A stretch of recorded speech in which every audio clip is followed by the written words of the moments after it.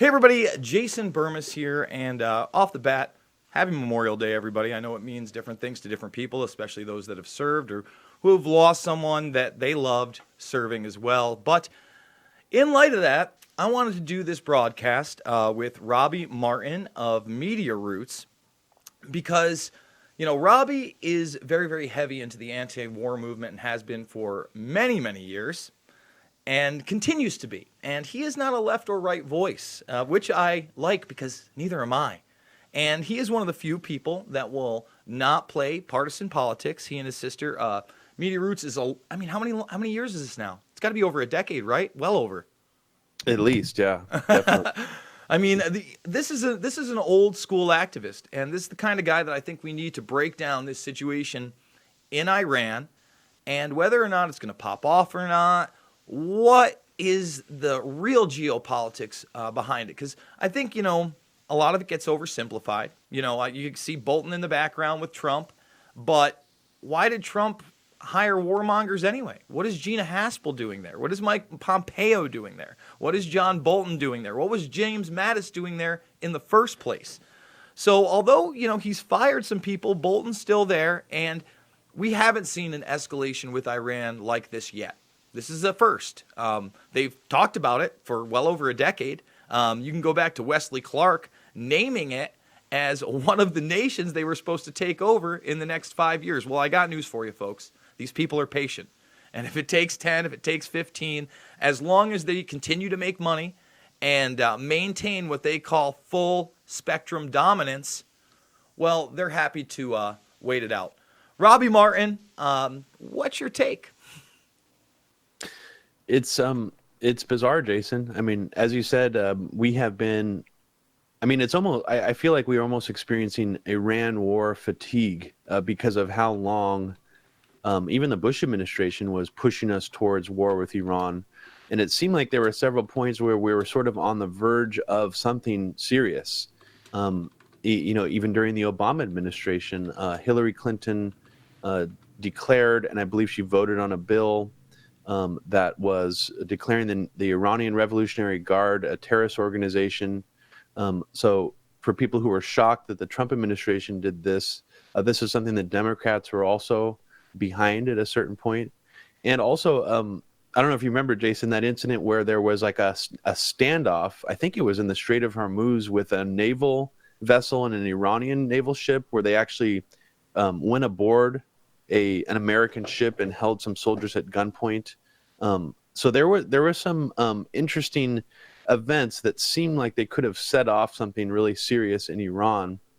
And then in Obama's second term, which I almost see as Obama's reticent towards the neocon policy term compared to his first term, the JP, I forgot the acronym, the Iran deal.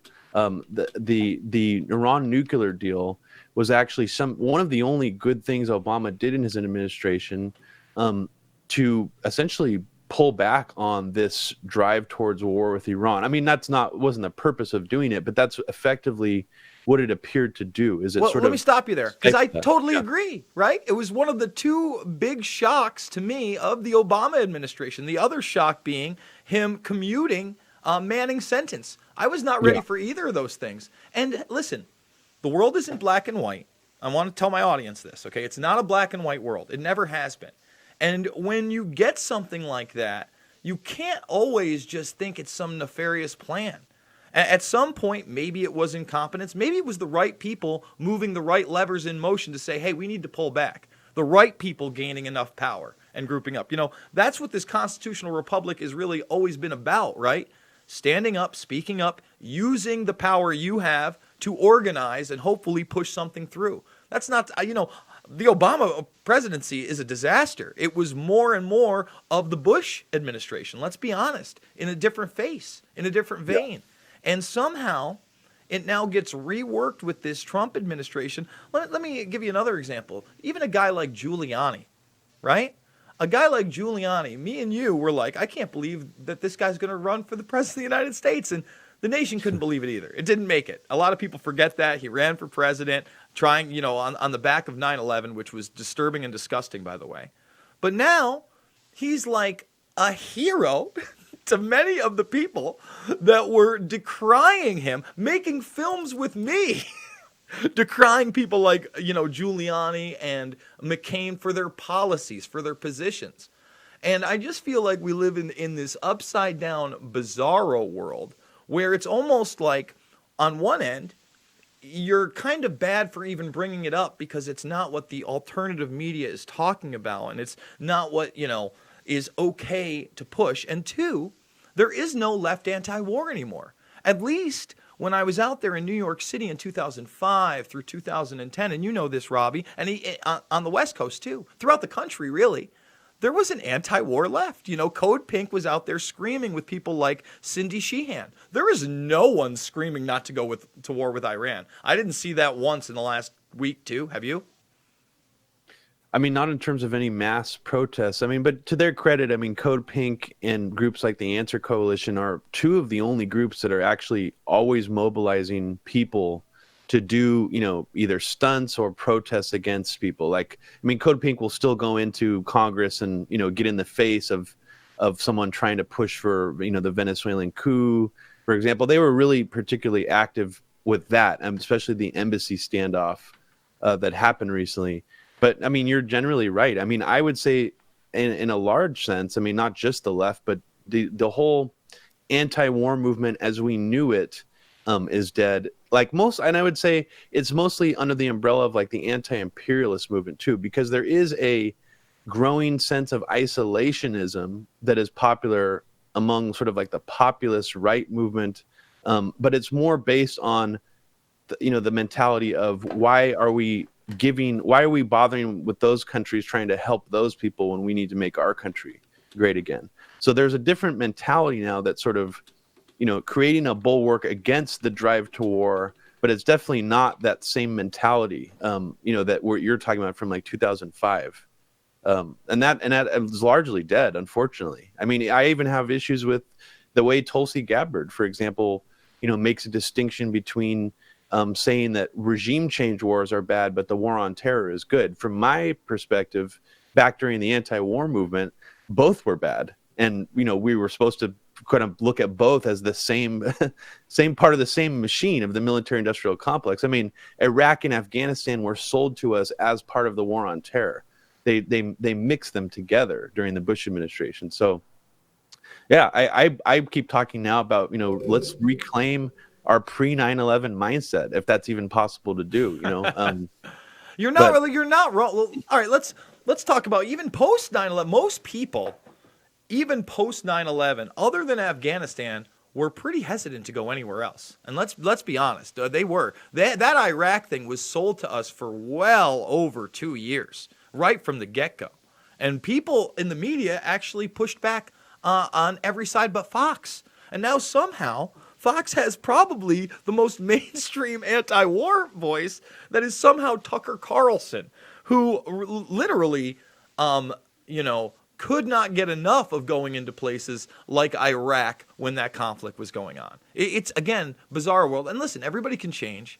I can absolutely give Tucker Carlson credit for what he has done in that respect. He's the only one talking about the Syria situation, for instance. So, before I get into anything else, I kind of want to get your take. Because, I want to even talk where this intelligence comes from, where we had to send more ships with the Abraham Lincoln into that area in the Gulf when the Lincoln had already been scheduled to go there many weeks before. I think it was in the beginning of April. We did a video. Yeah. So the Lincoln was already scheduled to go there. And then all of a sudden this provocation happens that we're warned by Israel. Israel says, hey, the intelligence says that U.S. targets or friendlies could be targeted by either the Iranian Revolutionary Guard or proxies. They love that term, proxy. That's just a blanket term. And then all of a sudden we have this mystery attack where 4 ships, 2 of which are Saudi Arabian, happen. No oil is lost. No life is lost. And then their pipelines are supposedly hit with drones.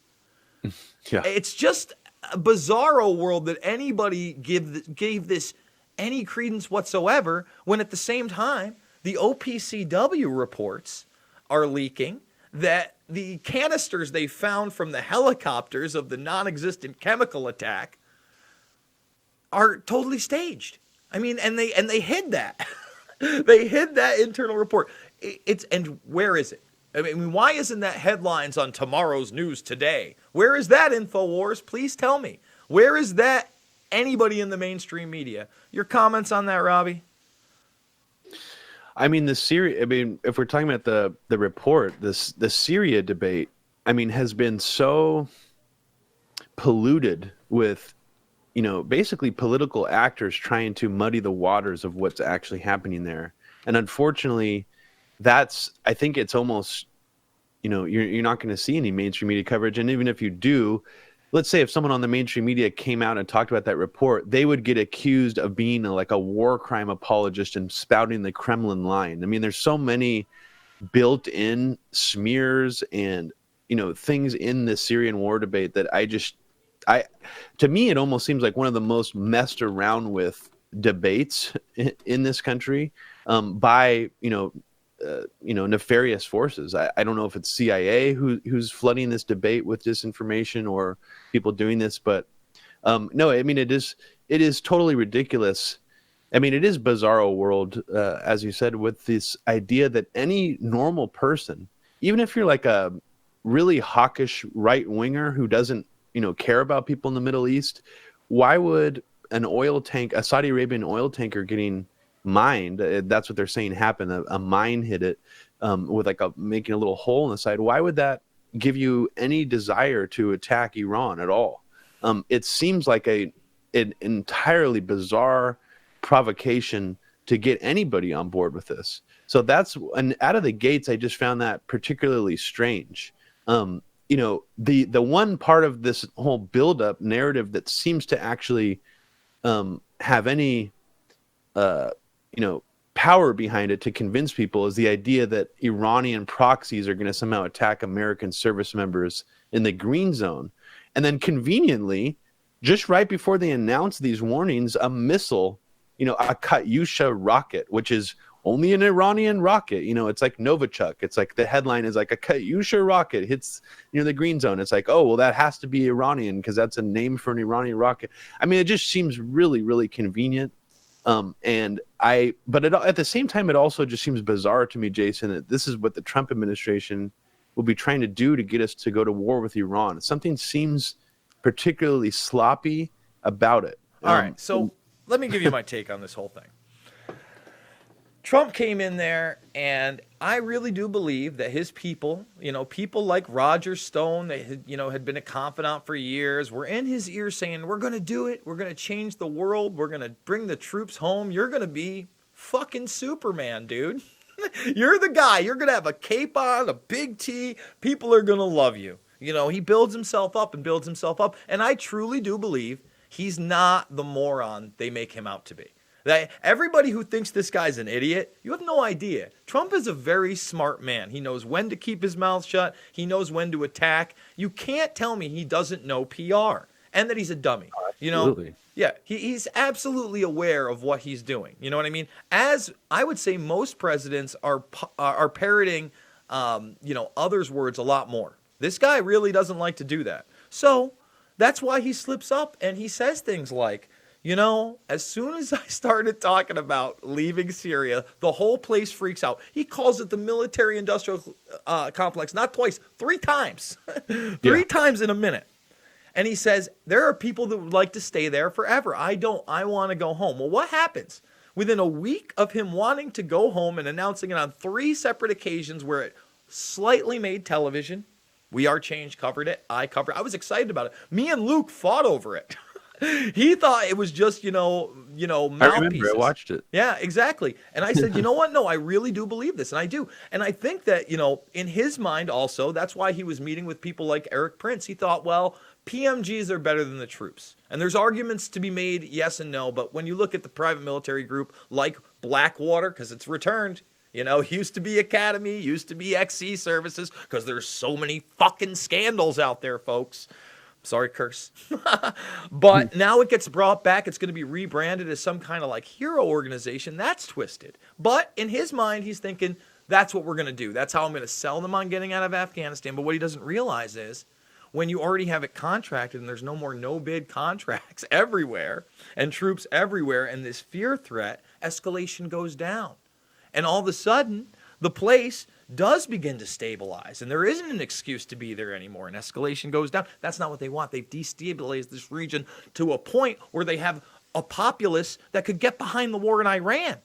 So bringing that back to Syria, he's a week in, and then what? He's forced to fire missiles that could have started World War III, all the while, Russia is saying don't do it. The media is saying he's a puppet of Russia. I mean, this is the twisted world we live in. This is mainline stuff, folks. It's mind-boggling to me. So what happens there, in my opinion, is they know it's a staged attack. Robert Fisk is on the ground. Pearson Sharp is on the ground. They found the kid who just said he got water dumped all over him. Now we have the OPCW report just backing up what we already knew. Let's be honest. When Sharp was walking into the hospital and through the neighborhood talking to people, I'm like, look, this isn't propaganda. This isn't staged. This guy got into the country, and I watched these videos, and I'm like, this is real. They're really doing this. When Tulsi Gabbard asked Mattis several days after if they had any evidence whatsoever, and Mattis said he believed there was an attack. He couldn't confirm the chemicals, couldn't confirm who had done it. I was glad when he got rid of Mattis. My God, I wish that he would get rid of Bolton and put Rand Paul in there. And I think that we might actually be able to do some of the things he wanted. So then you have that. And then I think a deal was worked out as, look, we're going to fire some missiles, not going to kill anybody. What can we do, Russia? Because we don't want to start World War III. And it faded into the background. And now the troops are still there, but they're coming back a little bit. But what do they want? They want sanctions. They want UN aid. And they want to stay there for as long as they can. Because, hey, they just gave Israel the Golan Heights regions. I know it was a big rant, Robbie. A lot to digest there, but go for it.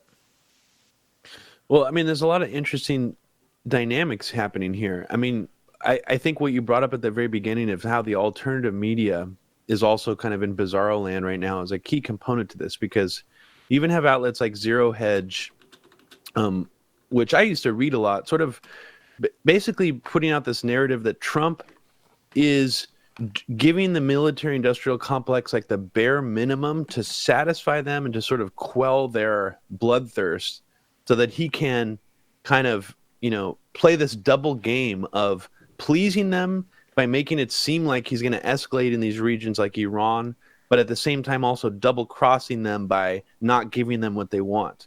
And I find that an interesting narrative because I do think on some level there is a good cop, bad cop dynamic happening here. But like you were saying earlier, I think Trump is smart enough to be aware of that and to actually be using that dynamic to his advantage. So one example, Jason, was that apparently someone in the Iranian government, and this was a leaked media report, I believe from Reuters, was hoping to get a direct line to Trump to speak about this escalation because they believe Bolton was too belligerent. Now, what that tells me, if any of that's true, I mean, it's hard to take some of this stuff at face value, but if that's true, what that tells me is that maybe the Trump administration is actually using a bad cop, good cop dynamic here to, negotiate or even, whatever. And I think that it's a dynamic we haven't necessarily seen before with the Obama administration and even the Bush administration. So I have to keep looking at that and think, well, is this part of Trump's deal-making strategy? I really don't know. But at the same time, I do think that it is naive or short-sighted to think that this might be just Trump using a big stick to try to get people to comply with him. Because I do think on some level, I mean, we are dealing with really dangerous, serious forces here that have wanted to, for decades, overthrow the regime of Iran. So all these forces are sort of coming together. And I mean, even the neocon think tanks, that supposedly all hated Trump. One of the main neocon think tanks, the Foundation for Defense of Democracy, that's explicit goal is regime change in Iran, has already been working very closely with the Trump administration and Mike Pompeo directly. They actually, when they released that giant bin Laden cache of files, Mike Pompeo gave exclusive access to this cache to a neocon think tank, the Foundation for Defense of Democracies, in order to spin this false narrative that bin Laden was somehow in cahoots with Iran, and that Iran was involved in the 9/11 attacks. And they put this out, I think maybe like a year and a half ago. So this seems like they're putting more and more pieces in place. And I mean, just the deal itself, if the goal here is to prevent Iran from getting nuclear weapons, that's what the freaking deal was for. So for anyone who, believed in pulling out that deal to say, oh, we're trying to prevent Iran from getting nukes, that's ludicrous, because that's what the deal was specifically designed to do. So, I mean, it's actually really confusing to me. And, there was a moment where I thought, well, Trump isn't, doing this in an organized enough fashion. His administration seems really disorganized and sloppy about this buildup. They weren't even telling Lindsey Graham and these ultra hawks in the Republican, Senate, like Marco Rubio, what was actually going on, and they were sort of getting cold feet about it. But now it seems like there is this consensus. Lindsey Graham says, Trump shouldn't back down. So there's all this. There's a shift now where it does seem like we are driving towards that. To war with Iran. I mean, there was a moment where I was like, this isn't going to happen. It seems like it's just all, them blowing smoke. But now I'm genuinely concerned that this is, seriously going to happen. Yeah, no, I'm very concerned. I'm very concerned how apathetic the public is and unaware and how they really don't care. This is absolute insanity to me. And, this isn't Iraq, guys. I just want to let everybody know this isn't the same thing. Like there's a lot more people there that are a lot more well armed. It's also, by the way, 16 years after that invasion, technology has changed. Everybody is so damn naive to think that, we're just going to run over, basically a first world nation. If anything, it's upper second world. They don't get that either. These aren't, people in the desert. This is a place that we went in and destabilized through the CIA that was extremely secular beforehand. So you have to ask yourself why we did that in the first place. And, when you talk about this strategy of good cop, bad cop, man, that's tough for me. I definitely think there's a struggle in there. I think that the powers that be, again, Stone brags about one of his favorite poker buddies is John Bolton. Oh, he's a good guy, Donald. I just think that Trump on some levels is naive. I mean, but at the same time, let's talk about Saudi Arabia for a moment. He just goes ahead, signs an executive emergency order. That's imagination land, by the way, folks, for 22 separate arms deals worth $8 billion to give to Saudi Arabia for this Yemen conflict that now we have voted to get out through Congress and Senate, and he vetoed. Now, number one, when they were putting that through Senate, they said if it was a joint Israeli operation, they actually amended it. You can look it up. I watched it. If it was a joint Israeli operation, we could do it anyway. That wasn't enough for Trump. Not the excuse that it was a joint Israeli operation. No, he actually vetoed the whole thing. Something, again, that put us in a motion towards less war. Remember, this is the guy that alluded to the fact that Saudi Arabia was involved in 9/11 and then actually got the 28 pages out there. One of the good things he did, folks, let's be honest. And I know a lot of people think that muddies the waters, but in my opinion, they just haven't studied 9/11 enough to understand that this is an international intelligence operation.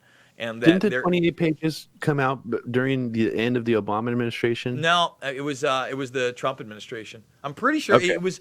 I'm pretty sure it was either the beginning or the transition period. He had been talking about or inauguration, maybe, or something. Yeah. He had been talking about it and running on it. I actually played that clip during that military-industrial complex clip to say, hey, he sits here and talks about Saudi Arabia, and then in this military-industrial complex, he talks about Afghanistan being the Harvard University of training terrorists, and that's where the 9/11 hijackers came from, and none of that is true.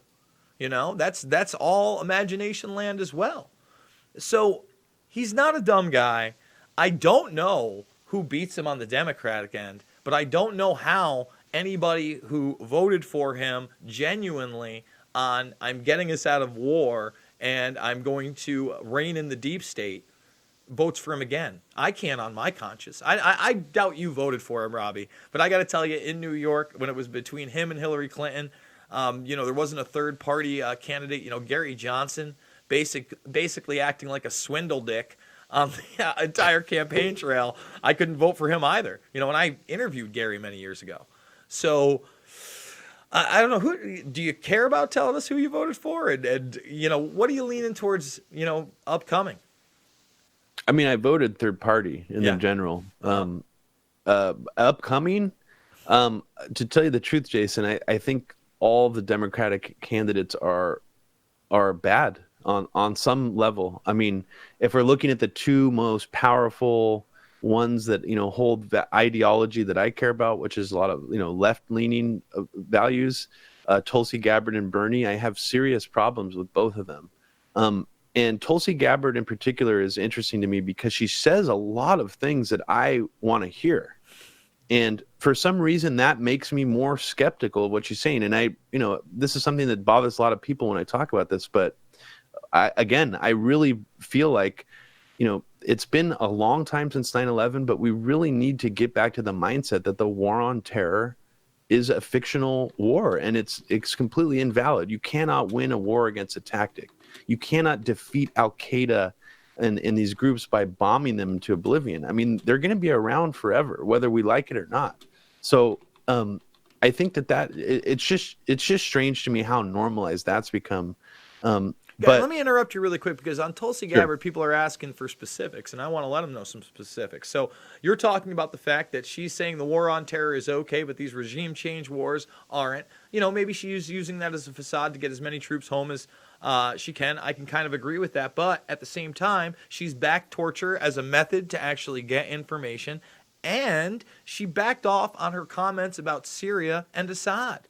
Did that recently, yeah. Yeah. And that really worries me. If she can't, especially now, this was pre-OPCW leak, but especially now with that, had she stood her ground, I feel like she would have been more vindicated than ever. It's not like the media is going to report kindly on her anyway. They're calling her a divisive candidate. Listen, these candidates, in my opinion, these politicians, and believe me, I never want to become one. It has to be extremely stressful to be around all those people and make all those talks and all these promises and then get in there and try to do it with vultures every day.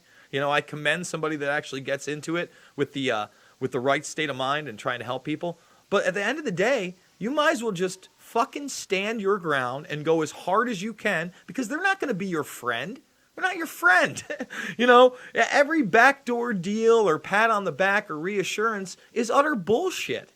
And, if you're going to go in there and bend your principles, hey, maybe you're just going to live long enough to be what you hate. They talk about that. Either you die the hero or you live long enough to be the villain. And I got to tell you guys, I want to live a very long life, and I'm not looking to be Lex fucking Luthor. All right? Yeah, I mean, being a politician in this climate, I mean, it's a losing battle. I mean, you really, yeah, like you said, go balls to the wall, go as hard as you can, or really get out. I mean, I think this idea of politicking and the continual excuses people make for Rand Paul and why he, does the things he does, I've just given up on trying to defend any politician, and I just, really hold their feet to the fire about, the things I strongly believe in. But sadly, Jason, I think Trump is probably going to win in 2020. And, this idea that he has caved to the so-called deep state and the military-industrial complex and even Israel and Saudi Arabia, I don't think it's enough to sway his base, away from voting for him. Because I think what primarily drives Trump's base at this point is this idea that they believe that the left is far worse than anything that he's doing. The Democrats, the left, I think that their hatred of the other side is almost stronger than their love for Trump at this point. So I think that that's ultimately going to be what carries him. All right, let me stop you there. And I think that's the huge problem, Robbie. And you've already been with me almost a half an hour, so we're going to kind of wrap it up on this point. But there was a time, and I'm reaching out to my audience here, and anybody that's listening. And by the way, guys, please go check out Media Roots. I'm going to show you this right here. If you haven't checked out Media Roots, go check it out. It's one of the organizations that's remained consistent, and consistency is important. Because let me tell you something, Robbie, when I got into this thing, all right, it was real simple. You were going after high-hanging fruit. You were going after public officials. You were asking hard questions, and you were putting them on the spot. When was the fucking last time Tomorrow's News Today or any of these people told you to confront a John Bolton or a Jim Mattis or any of these people? No, instead, it's this outrage culture having other people confronted over nothing, over nonsense, over Russia lies, like that matters. And the media promoting that, by the way. The media finally promoting citizen ambush journalism when it's about a hoax.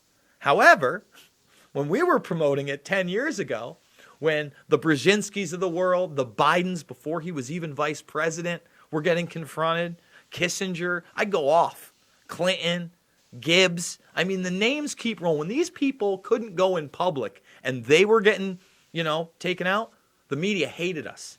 And now, Tomorrow's News Today, what are they promoting? Go attack a leftist. Go get someone triggered on camera. Hey, I got fucking news for you. They're making $15 an hour just like you. They're getting screwed over on their medical plan just like you. Why don't you talk to them like a human being so you can join up and go after the real enemy? It makes me sick when I see that shit. All right, that doesn't mean you can't have a conversation. If somebody flips out you put it out there. But that's what's popular these days. You're going after real low-hanging fruit. Fruit, you might as well be picking it up off the ground. That shit is horrible. So, guys, we need a different mindset. I'm sorry. I mean, Robbie, I'm gonna leave it with you, and then I'm gonna come back and talk to the audience. But what do you think? What do you think about what I just said? Yeah, I mean, I think it's really low-hanging fruit. I think it's playing to the cheap seats. We already know there is a lot of people in this country who find, left-wing ideology very, offensive to them. I mean, even gay marriage is still, a very contentious issue. A lot of people don't want that ideology pushed on them. So there is an outrage culture. And that's the thing. I mean, a lot of these people who make these clickbait videos with this low-hanging fruit that you talk about, they talk about how, the left is always painting itself as the victim. They need to be protected. They need a safe space. But I mean, in a way, the opposite side of it is almost emulating that, where it's like they're so outraged, they feel so victimized, by all these things happening, by gay marriage or by, Star Wars movies having female lead characters. I mean, that's a whole other issue. Last Jedi is, in my opinion, is a piece of crap, but not because of the feminist agenda or whatever that people are sort of, making it seem like that's the worst thing ever happening in the world right now. I think we need to get back to our pre-9/11 mindset. There should be some consensus building against the real elites in this country, against the military-industrial complex. And I think we all, we need to stop seeing people like Trump and Bolton and the people in his circle as apart from this elite system. I mean, there is some truth to the idea that there's some to be some kind of turf war happening since he got elected between different factions. I would say different factions within the deep state. But to see it with this paradigm of Trump versus the deep state, or, Trump is a hero against the deep state, I think has been a very damaging narrative. And it's one that outlets like Zero Hedge and InfoWars and a lot of these places... Let me just stop you right there for just 1 second. You're right. Guys, if he couldn't declassify the fucking JFK documents twice, documents that pertain to assassination from 1963, all right? 50 plus years ago. How is he going to take on the corruption of today? Think about that.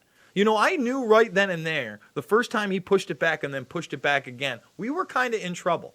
I give him all the credit in the world on, getting us out of some really bad trade agreements, getting us, some information. But overall, like you just said, and being pushed by the Zero Hedges and the InfoWars and Breitbart being elevated. And look, there is a bias out there on Twitter, but to hear it be a left-wing bias is also bullshit. You guys get as censored as any of these right-wingers. We get as censored. We're not right or left. It's an information war. It always has been, and it's sad to see the guy that coined that term flip so hard, in my opinion, Robbie. Yeah, it's sad, and and in retrospect, I mean, Alex Jones did a lot of damage, even before Trump got in office, and I think a lot of people need to reflect on that and how he, essentially was in it for the money. I mean, at the very least, and it's but that doesn't mean a lot of the things that he talked about weren't true. I mean, he was talking about surveillance state and a lot of things before anybody else was. So those issues, I mean, still super important. And, I mean, I like to think of, go back to the I guess, right-wing partisan version of Alex Jones, where he would talk about, how both sides, that all the politicians are bad, essentially. Yes, and it doesn't they matter what are. party they are. So it is strange to me that, I mean, it's still really strange to me, honestly, that he is still this faithful of Trump after this many things have happened. So I guess that's all I'll say on that. All right, Robbie, stick with me until I do this little thing. But thank you so much for joining me, guys. Hopefully we'll have Robbie on more. Hopefully we'll do more interviews. I love this kind of thing. I love a back and forth. I like to be able to go into the chat and talk to you guys as well. He's talking about the power structure. Guess what? They might be meeting this next coming weekend. It might be the weekend after that. We still don't know. We don't know the location of Bilderberg. We don't know who's going to be there. Last year, they gave us the location a full 6 months before. And it's really odd that we don't know where this is. We've currently raised $1,697, over half of our $3,000 goal. Obviously, the closer it gets to this, the harder it's going to be to prepare and get plane tickets and also, obviously room and board. We have enough gear, but hopefully it's going to be in Canada, Mexico, or the United States. If so, I will be going there personally with Luke. Otherwise, Luke will be going anywhere in the world, and we're going to be covering this just like every year because it's a goddamn important issue. I thank everybody that has already donated. I will see you on the flip side, maybe even putting out a couple more videos today. So everybody have a happy Memorial Day. Once again, thank you, Robbie Martin, and we will see you guys all soon.